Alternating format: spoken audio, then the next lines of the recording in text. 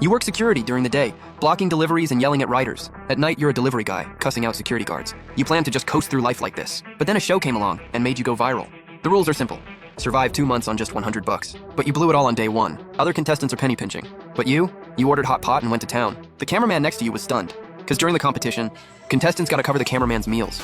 Looking at you now, he doesn't know where his next meal's coming from. But you tell him you got a job, don't worry. Then you bring him to this fancy villa neighborhood. Luxury mansions everywhere you look, filled with big shots and elites. The cameraman stares at this upscale community and gulps nervously.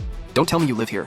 You calmly nod at that. Then, under his shocked gaze, you walk toward the security booth. Old Zhang, I'm here to take over.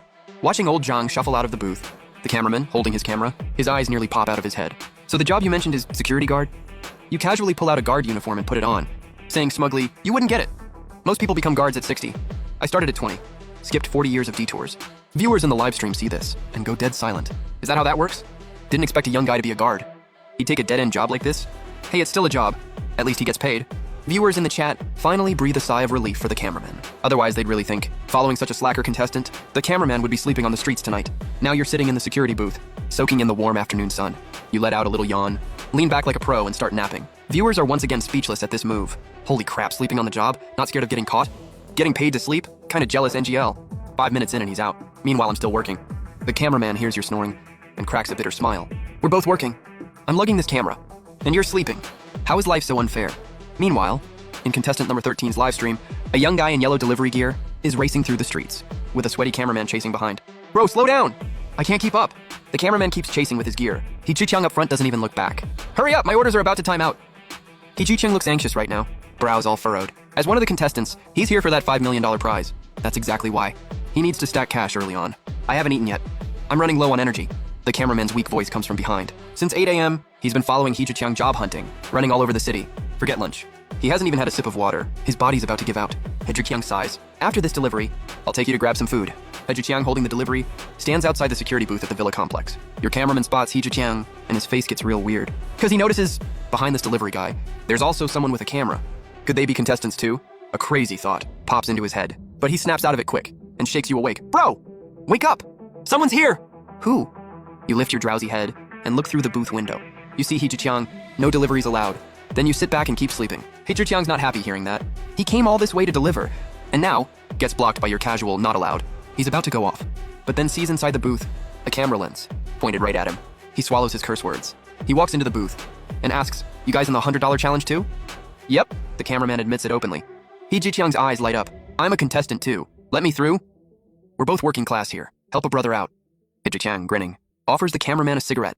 The cameraman looks at the cigarette, hesitates and glances at you sleeping. But you've already been woken by He Chi-Chung. You look up at him with a smirk. You wouldn't get it. Right now I'm a guard blocking delivery guys. At night I deliver using the staff entrance.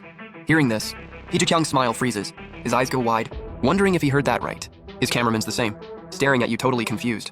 In the live stream, after hearing what you said, viewers are shook. There's a strat like that? I'm dying, Lomo. He's blocking them to monopolize the area. I thought this guy was just a slacker. How's he working 2 jobs? Security guards grind this hard? Your cameraman, after hearing this, is totally shook too. Bro, that's not actually real, right? You lean back in your chair and look at him like he's dumb. Obviously it's fake. Who delivers food in the middle of the night? Bro, talking like that, you never got beat up? Watching them joke, He Chi-Chung's panicking. His order's timing out. If you don't let me in, and it times out, aren't you scared of complaints? Hearing He Chi-Chung's words, your face drops. Crap, I forgot about that. You start rummaging around frantically. Seeing you panic like this, He Chi-Chung feels smug. After all, people living here are either rich or powerful. Not someone a little security guard can afford to piss off. If you know you'll get reported, just let me in. Or when the resident complains, you'll lose your job. But to He Chi-Chung's surprise, you pull out a thick notebook and jot down the address on his delivery, muttering, Lin Haoxuan sneaking food again, 3rd time this month. Just as He Chi-Chung's stunned by your audacity, a teenager, about 17 or 18, rushes into the booth, begging, bro, please have mercy. If my mom finds out I ordered food again, she'll kill me. You don't even glance at the kid. Now you regret it, should have thought earlier. Always causing trouble. Stop interrupting my nap. The kid's face turns sour. He grabs the food from He Chi-Chung and hands it to you, sucking up. Boss, this was meant for you all along. The kid places his expensive food order in front of you. Good, you know what's up. You finally lift your head, check out the food inside, and give the kid a slight nod. Then from the bag, you pull out some fancy sushi and put it in front of your cameraman. Didn't you say you weren't full at lunch? Have some more. Really? Thanks, bro. The cameraman pauses for a second. Looking at the sushi, his eyes light up, and he digs right in.